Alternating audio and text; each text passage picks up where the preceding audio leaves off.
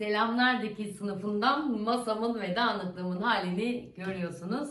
Dedim bugün biraz çalışma masamı ve çekim masamı düzenleyeyim. İplerime, makinalarıma bakayım. Hem de biraz sizinle sohbet ederiz. Daha önce de böyle bir video çekmiştik ve çok beğenilmişti. Devam edin hocam diyenler çok olmuştu. Canlı yayınlar da açıyorum Instagram'da. Onlara da gelebilirsiniz. Daha böyle sıcağı sıcağına interaktif oluyor ama orada da mesela yazılanları okumaktan konuya odaklanamıyorum. Şimdi hem sizinle birlikte masamı toplayalım hem de dikiş malzemelerime bakalım. Nelerim var, neler yapıyorum, nasıl gidiyor dikiş işleri, neler düşünüyorum, neler tasarlıyorum bakalım. Kanalıma ilk kez gelen takipçiler için bakın Allah söyletti takipçiler diyorum. İnşallah abone olursunuz. Ben dikiş sınıfı Sibel Hoca.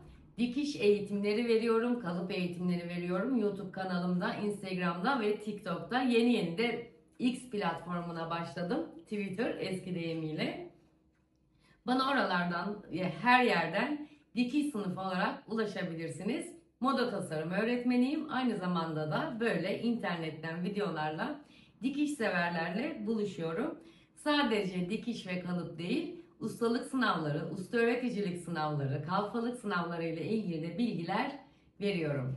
Eski takipçilerim çok iyi bileceklerdir ki benim video girişlerim her zaman çok uzun olur. Güzel bir sohbet videosu ve dikiş malzemeleri, dikiş masası toparlama videosu isteyenler de şimdi devam edeceğiz. İlgisini çekmeyenler burada videoyu kapatabilirler. Evet, bir elbisem vardı, siyah bir elbisem. Boyu bana çok uzun geliyordu. Yani daha doğrusu ben şöyle yapıyorum. Giysilerimi ilk önce dikerken biraz bol ve uzun dikerim ben. Biraz öyle giymeyi severim. Şundan dolayı biraz öyle giydikten sonra, çünkü kısanın ve darın çaresi her zaman yok ama uzunun ve bolun çaresi her zaman vardır. Daha sonra da biraz böyle daraltırım, kısaltırım gibi şeyler yaparım. Onu yapmıştım. Şurada da küçük bir çöp poşetim var. Toplu iğnelerim, çiçekli toplu iğnelerim. Bunlar patchwork iğnesi olarak geçiyor. Çok beğeniliyor, çok seviliyor. Ben de çok rahat kullanıyorum. Maalesef artık günümüzde dikiş malzemelerinin kalitesiyle ilgili ciddi bir sıkıntı var. Çok kaliteli değiller. Geçenlerde bir ip videosu, yani dikiş videosu paylaşmıştım. Orada videonun en önemli teknik yerini gösterirken ip sürekli kopuyor diktiğim dikişten. Bu da benim fare iğnedenliğim. Kursiyerim Elif yapmıştı. Ben bunu çok beğeniyorum. Çok seviyorum. Böyle rahat rahat dikiş dikerken parmağıma takıyorum yüzük şeklinde. Bana bu hediye edildi. Çok güzel değil mi? Ya bunu ya bunu kullanıyorum. Bir de iğne bilekliğim var. Şimdi buralardan bir yerlerden çıkar ya da bilekliğimi bileğime takıyorum. O da mutlaka burada bir yerdedir. Şunları şöyle bir kenara alayım. Şu da benim bakın, bu da iğnelik aslında. Bu da benim dikiş ve makina iğnelerimi koyduğum bir iğne defteri. Normal çocukların anaokulunda, ilkokulda kullandığı keçelerden yaptım. Bunu Instagram'da da paylaşmıştım daha önce. Ben buraya şu atölyemdeki çok yoğun iğnelerle dolu ama bir tane de ev için yapmıştım. Burada sürekli kullandığım dikiş iğneleri kaybolmasın, makine iğneleri kaybolmasın diye bunu böyle takıyorum. Kenarlarını normal sünger dikiş makinesinin piko ayarlarıyla yapmıştım. Eğer dilerseniz yorumlara yazın. Bunun nasıl yapıldığı ile ilgili bir video sizinle paylaşırım. Bunu da kenara koyuyoruz. Bunlar benim kurumumuzun bilgisayar atölyesinde 3D yazıcıyla yazdırıldı. Ebru var benim kursiyerim, biliyorsunuzdur. Birçok videomda da bana yardımcı oluyor. Aynı zamanda usta öğretici oldu. Gitti artık Silivri'den. Eşiyle beraber başka bir yerde yaşıyorlar. Ondan bana hatıra 3D yazıcıdan yazdırmıştı bunları bana. Sibel hocama Oscar ödülü verdim. Dikişin profesörü, çılgın profesör diye bunları bana hediye etmişti. Çekimlerimde kullanıyorum daha çok. Dekoratif amaçlı. Onu da şöyle masamın köşesine koyabilirim. Her zaman elimin altında cımbızım, çıt makasım, ilik sökücüm ve normalde kullandığım bir kağıt makasım var buralarda. Çünkü kumaş makaslarımla Ve kumaş kestiğim makaslarla ip, tela, kağıt gibi şeyler asla kesmiyorum. Onlarda şöyle en çok görülen kağıt kestiğim makasım. Bununla sadece kağıt kesiyorum. Bununla da kumaş kesiyorum. Tela falan da kestiğim oluyor bazen. Bu makasımı da çok seviyorum. Normal uygun fiyatlı bir makas bu. Ama gayet de iş görüyor. Hani mutlaka bir terzi makasınız olsun, çok güzel kesen bir makasınız da olsun diyoruz. Ama bazen de insanların onu almaya gücü yetmiyor, ama böyle güzel bir keskin kumaş makası alarak uzun yıllar boyunca bu makasla hiç kağıt, tela, ip kesmediğiniz sürece rahatlıkla kullanabileceğiniz bir makastır. Uygun fiyatlı makasları da Instagram'da hikayelerimde sık sık paylaşıyorum. Öne çıkanlara sabitliyorum. Yaklaşık olarak işte şimdi Ağustos 2025'teyiz. Yani ben bu videoyu o zaman çekiyorum ama ne zaman paylaşırım bilmiyorum. Bu makasın fiyatı yaklaşık olarak 200-250 lira civarıdır. Bu arada şunu belirteyim. Anlattığım her ürün eğitim amaçlı anlatılıyordur. Ücretli bir ortaklığım yok hiçbiriyle. Bir işbirliğim de yok. Ama ancak sizler bu ürünlere ulaşmak isterseniz açıklamalar kısmına bir link bırakacağım. O linkten bütün paylaştığım malzemelere ulaşabilirsiniz. Benim asıl kumaş makasım, canım makasım, bir tane makasım. Pin marka kullandığım ve çok çok çok memnun olduğum, gözümden bile sakındığım, kutularında sakladığım, kutusundan asla çıkarmadığım, kumaşımı keserim, kutusundan çıkarım, kumaşımı keserim, direkt gene kutusunun içine sokarım. Bu sanıyorum benim birkaç tane pin marka makasım var. 11 inç makasmış. İnç de şurasının uzunluğuyla ilgili. Yani burası ne kadar uzun olursa o kadar inç de büyümüş oluyor. 8 inç, 10 inç, 11 inç gibi olabiliyor. Ama tabii ki burasının çok uzun olması elbette ki tercih ettiğimiz bir şey bizim, ama çok da uzun olmasına da gerek yok. Güzel kesmiş olması gerekiyor. Burasının çok uzun olması şurada işe yarar. Çok katlı kumaş kesecekseniz, sürekli kumaş kesiyorsanız, seri kesim yapıyorsanız size böyle bir makas gerekecektir. Hemen ben bunu şimdi poşetini bile, hatta bakın ne yazmışlar burada? Sibel Hoca dikiş sınıfı. Kesin benim kursiyerlerimden biri yazmış bunu da. Karışmasın makaslar diye. Çünkü biz toplu halde sınıfımızda herkes aldı bu makastan. Çok memnunum. İyi bir makasa sahip olmayı istiyorsanız bu makasa sahip olun. Tabii ki daha iyi markalı makaslar var. Çok fiyatlı. Yani şimdi bu makasın fiyatı gene Ağustos 2025 fiyatını veriyorum. 350-450 lira bandının da değişiyor. 500 liraya kadar çıkıyor bu makasın fiyatı. Ama Kayi marka makaslar var mesela. 2500 lira, 3000 lira, 3500 lira diye gidiyor. Çok kaliteli makaslar onlardan. Sonuçta kendinize dikiş dikiyorsanız, evinize dikiş dikiyorsanız, sipariş çalışmıyorsanız, ki sipariş çalışanlar için de iyidir. Bir arkadaşımız terzi dükkanı açmıştı. Giderken ona makas hediye etmiştik. Bir terziye hediye edilebilecek en güzel şey bence. Göya hem dikiş sohbeti yapacaktım hem malzeme tanıtacaktım, ama malzemeleri göstermekten ve konuşmaktan ne masamı toplayabiliyorum şu an ne de dikiş sohbeti yapabiliyorum. Hava da son derece sıcak. Makasımı şöyle başımın üstüne koyup kenara kaldırıyorum. Şuraya koyalım. Evet, ne demiştik? Kağıt makasım, kumaş makasım. Bunu da çok sık kullanıyorum. Yani kesebiliyorsam genellikle bunu kullanırım. Bunun pratikte kullanımı var. Yani hafif, diğeri de hafif aslında. Bununla da kağıt, ip, tela. Bu kadar. Overlock ve dikiş makinemi temizlediğim fırça.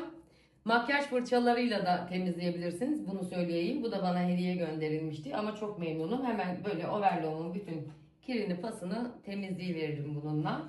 Cidden hiç dikiş sohbeti yapamadığımız bir sohbet videosu olmakla beraber bence güzel şeylerden de bahsediyoruz. Cımbızım, çıt makasım, ilik sökücüm. Bunlar sürekli elimizin altında olması gereken şeyler. Boynumuza asıp gezmemiz gerekiyor.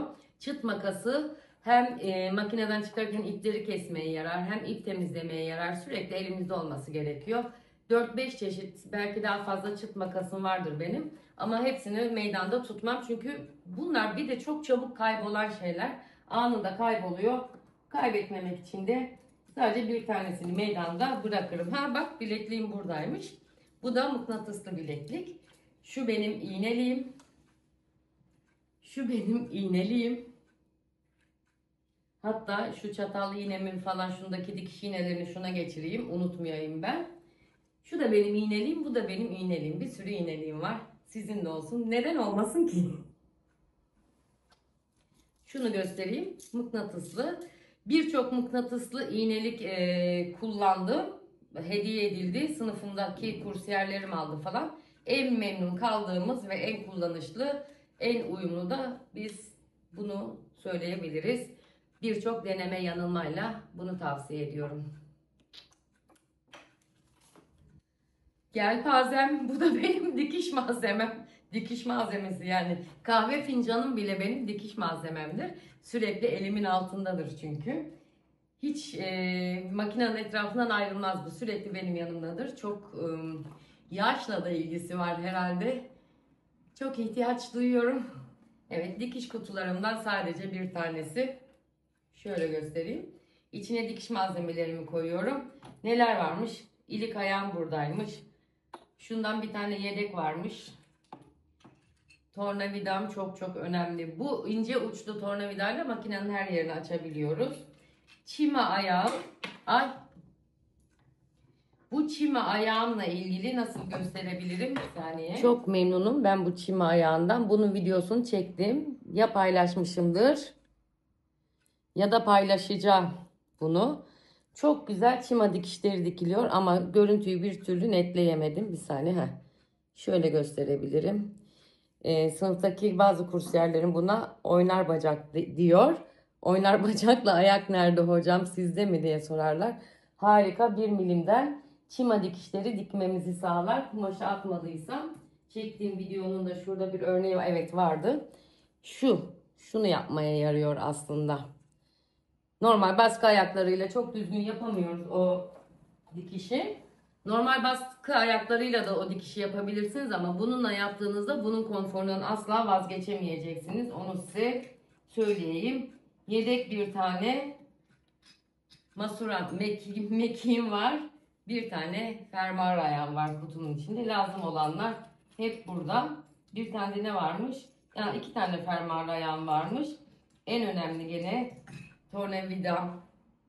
Yani bu da bir tornavida, bütün şeyleri açıyor makinede biliyorsunuz. Bu da bu kutumun içinde. Hatta şu kutumun içindekileri de bunu alabilirim. Çizgi sabunum.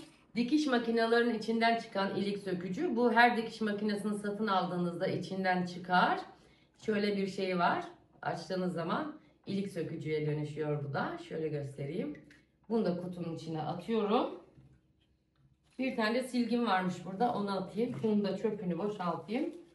Sürekli elimin altında bulunması gereken, yani o dikiş projemle ilgili neler kullanacaksam da yanında şöyle bir küçük kutu bulunduruyorum. O kutunun içinde de malzemelerimi bulunduruyorum. Bunu da şöyle kenara alayım. Dekoratif olarak dursun.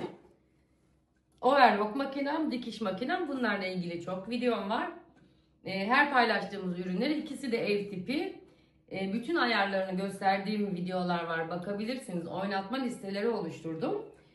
Çok da memnun oldum ve bütün ürünlerimizi diktiğimiz, bütün kahrımızı çeken makineler hem evde hem atölyede bu ikisidir. Paf markada var. Daha önce de söylemiştim. Janome var, Zetina var.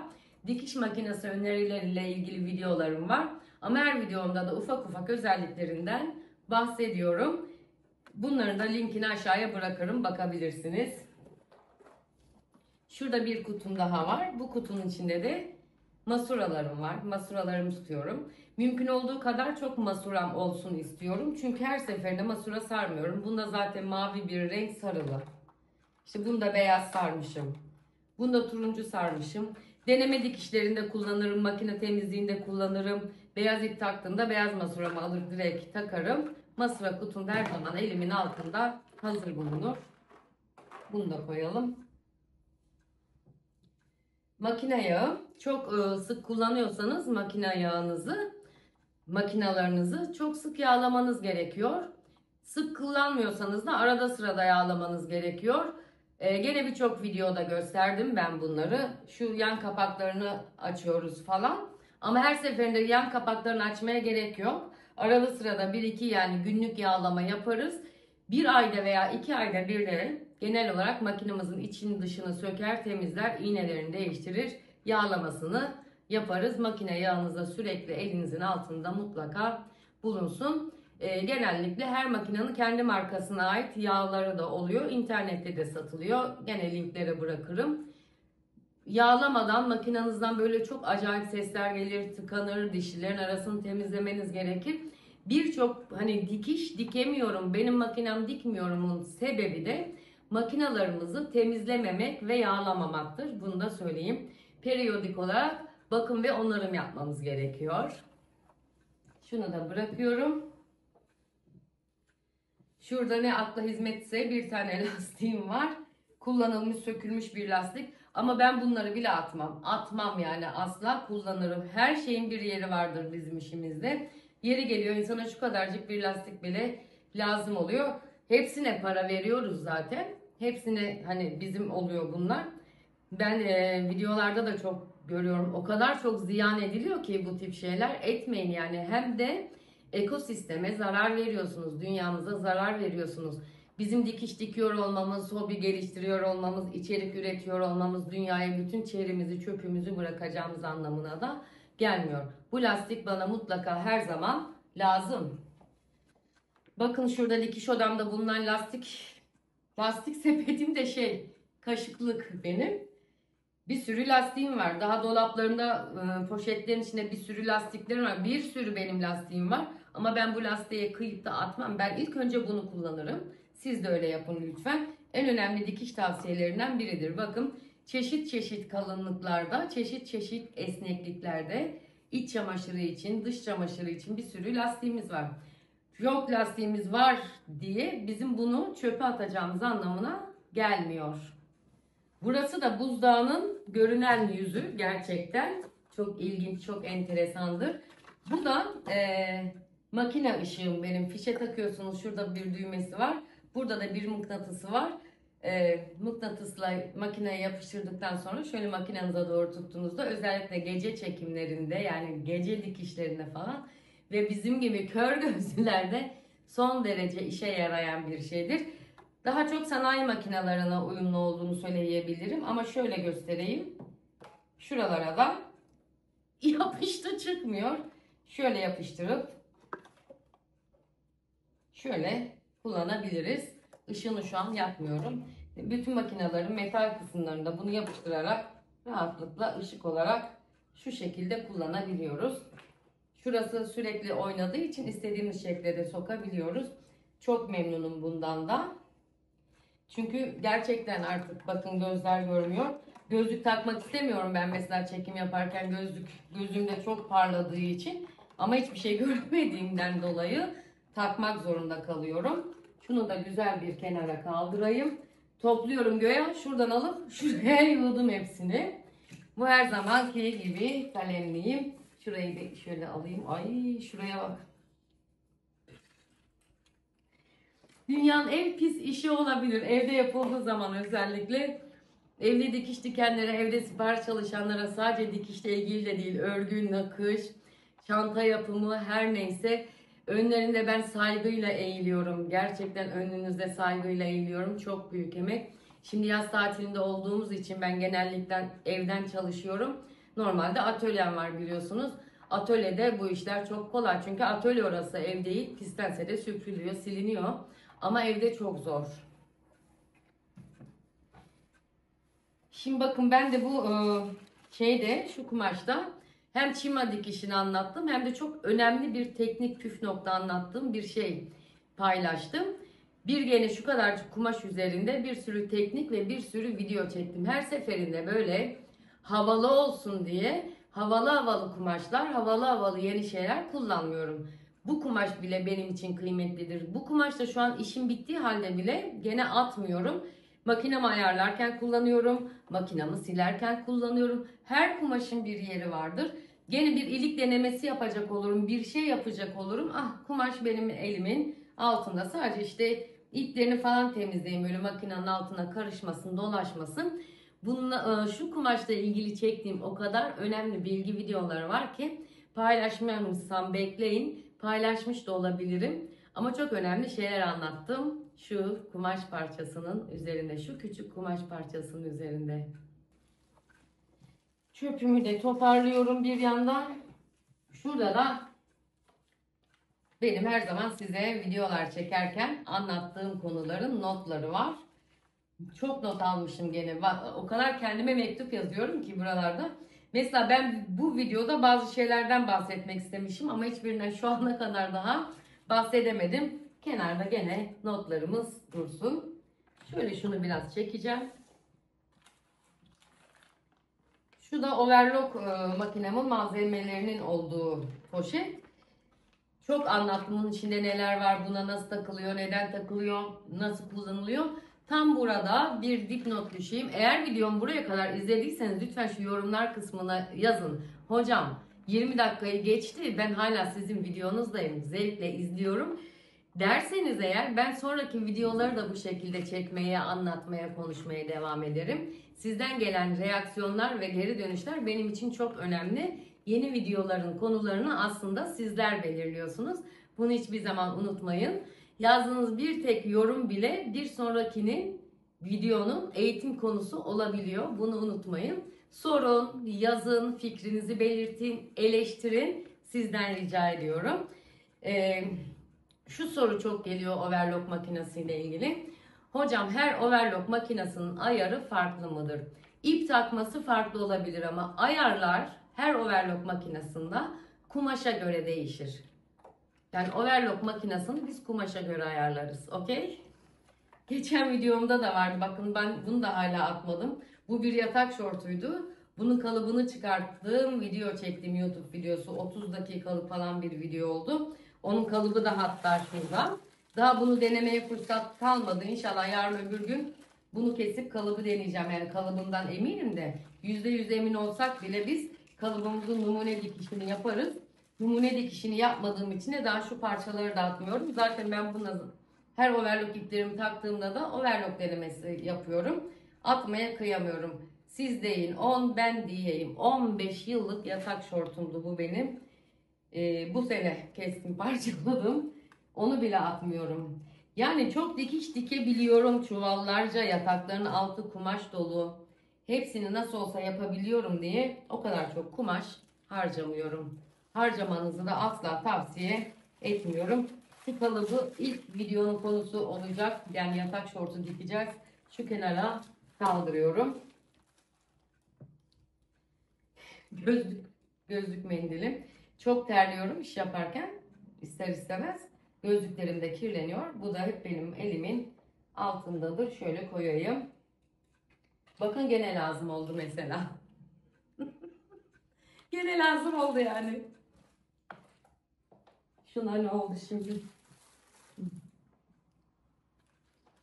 Evet, o videoda söz vermiştim. Şu elbisem de sürekli burada duruyor. Yıllardır giyiyorum. Artık bana çok dar geldiği için yeni bir şey dikmek istiyorum buna. Tabii ki rahatlıkla dikebilirim. Bunun kalıbı da elimde var benim. Ama ben sizin bunun üzerinden nasıl kalıp çıkarabileceğinizi öğrenmeniz için bir video hazırlamayı düşündüğümden dolayı bu elbise de burada çekilecek videoları beklediği için masamın üzerinde duruyor. Onu da hemen şöyle koyayım. Yedek parşömenlerim. Bu arada hiçbir küçük parşömen şeyini de atmam. Küçük parçayı da atmam. Beni uzun süredir takip edenler bilirler. Malzeme benim için çok önemlidir.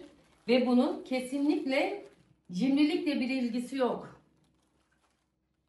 Cimrilikle ilgisi yok. Ben dünyayı seviyorum. Ben çocuklarımıza güzel bir gelecek bırakmak istiyorum. Orman yangınları çıksın istemiyorum.